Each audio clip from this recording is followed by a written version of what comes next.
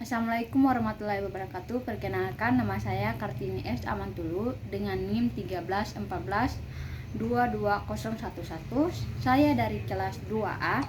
Di sini saya akan mempresentasikan hasil PPT saya yang ke-9, yaitu terampil dalam memberikan kompensasi atau gaji dan remunerasi. Baik, pertama ada latar belakang. Kompensasi merupakan salah satu tantangan yang harus dihadapi oleh manajemen suatu organisasi atau perusahaan. Lagi pula saat ini kompensasi tidak hanya terbatas sebagai alat pemuas berbagai kebutuhan material manusia, tetapi terkait dengan harkat serta martabat manusia. Pemberian kompensasi kepada karyawan tersebut akan mempengaruhi tujuan organisasi, dapat dicapai, bahkan dapat mempengaruhi kelangsungan hidup organisasi atau perusahaan tersebut. Ditinjau dari sisi organisasi atau perusahaan, pemberian kompensasi akan selalu dikaitkan dengan kuantitas, kualitas, dan manfaat jasa yang dipersembahkan oleh karyawan bagi organisasi atau perusahaan tempatnya bekerja. Baik, rumusan masalah yaitu pertama definisi kompensasi, kedua bentuk-bentuk dan manfaat kompensasi, ketiga jenis-jenis kompensasi, keempat definisi remunerasi, kelima jenis-jenis dan tujuan remunerasi. Baik, pertama ada definisi kompensasi. Tohardo mengemukakan bahwa kompensasi dihitung berdasarkan evaluasi pekerjaan. Perhitungan kompensasi berdasarkan evaluasi pekerjaan tersebut dimaksudkan untuk mendapatkan pemberian kompensasi yang mendekati kelayakan keadilan.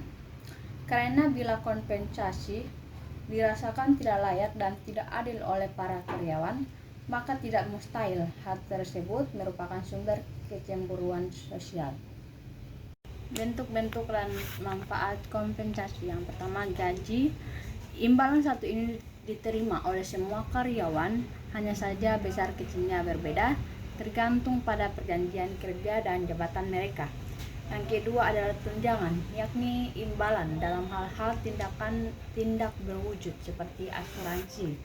Yang ketiga, insentif, yakni tambahan gaji sebagai penghargaan atau peningkatan produktivitas pekerja.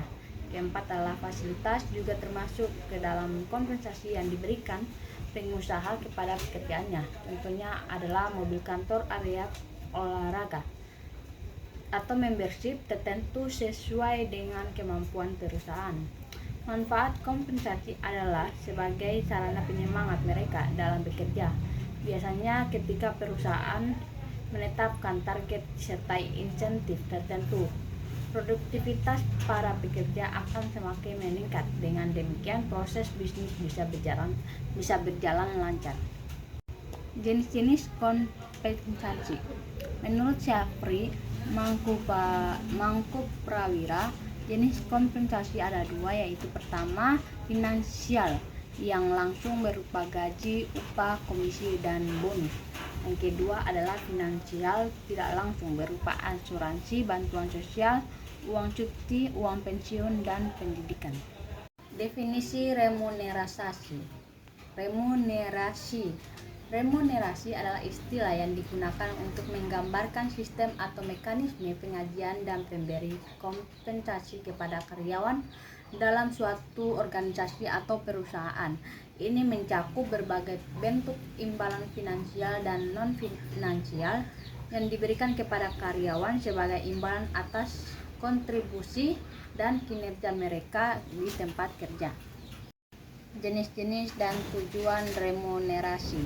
Tujuan utama dari remunerasi adalah memotivasi karyawan, mempertahankan talenta terbaik, meningkatkan kinerja individu dan kelompok, serta memastikan adanya keseimbangan antara kebutuhan organisasi dan kebutuhan karyawan. Adapun jenis-jenis remunerasi yaitu pertama gaji dan upah, kedua tunjangan karyawan, ketiga bonus, keempat insentif, kelima opsi saham. Terima kasih, itulah hasil presentasi saya yang ke-9. Bila ada salah kata dimohon maafkan. Wabillahi taufiq wal hidayah. Wassalamualaikum warahmatullahi wabarakatuh.